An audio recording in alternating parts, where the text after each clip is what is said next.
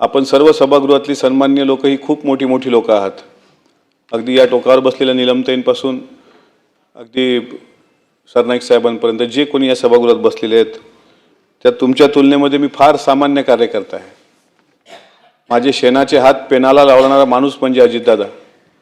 आमच्या घरात कुठला राजकीय वारसा नव्हता। माझ्या वडिलांनी, माझ्या आजोबांनी, माझ्या खानदानात कोणी साधं ग्रामपंचायतचं सदस्यत्व पण काय असतं हे आम्हाला माहीत नव्हतं। 2019ला शारदा प्रांगणामध्ये बारामतीला छत्रपती संभाजी महाराजांच्या जयंतीच्या निमित्तानं एक व्याख्यानाचा योग आला। मला चांगलं आठवतं, रविवारचा दिवस होता आणि त्या दिवशी दादा उद्घाटन करून जाणार होते आणि कार्यक्रमाचा विषय त्यांनी वाचला की विषय काय आणि वक्ता कोण। मला म्हणाले तुम्ही कुठं असता? मी म्हटलं अकोला जिल्ह्यामध्ये असतो। तुम्ही काय करता? म्हटलं महाराष्ट्रभर छत्रपती शिवाजी महाराजांचा, शाहू फुले, बाबासाहेब आंबेडकरांचा इतिहास मांडणारा मी एक वक्ता आहे आणि मराठा सेवा संघ आणि संभाजी ब्रिगेड सारख्या संघटनेत काम करणारा एक कार्यकर्ता आहे असं ज्यावेळेस त्यांना मी सांगितलं।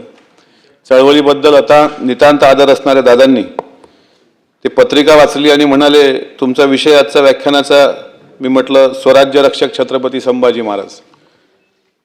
स्वराज्य रक्षक संभाजी महाराजांचा हा विषय म्हणून आमच्या पक्षात पण तुमच्याच नावाचे खासदार आहेत डॉक्टर कोल्हे, अमोल कोल्हे, आणि ते पण छत्रपती संभाजी महाराजांचा इतिहास मांडतात आणि तुमच्या नावाचा आणि संभाजी महाराजांचं काही सख्य आहे का असं मिश्किलपणे म्हणाले।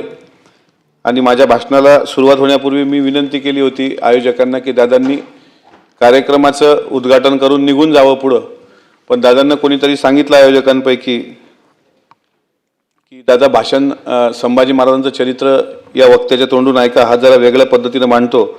आणि दादांनी गाडी टर्न केली आणि श्रोत्यांमध्ये जाऊन बसले आणि 2 तास 15 मिनिटं दादांनी ते पूर्ण भाषण ऐकलं आणि भाषणानंतर ऐकल्यानंतर 3 महिन्यानंतर मला दौंड शुगर कारखान्यावरून त्यांचे स्वीय सहाय्यक अनिल ढिकले यांचा फोन आला। माझ्याकडे नंबर पण नव्हता। मी बीड जिल्ह्यामध्ये शिवजयंतीच्या व्याख्यानाला होतो। त्यावेळेस दादांनी म्हटलं मी 3 महिन्यापूर्वी तुमचं बारामतीला व्याख्यान ऐकलं, संभाजी महाराजांवर खूप चांगलं बोललात तुम्ही, तुम्हाला कधी मुंबईला येता आलं तर या आणि मला पक्ष कार्यालयात भेटा।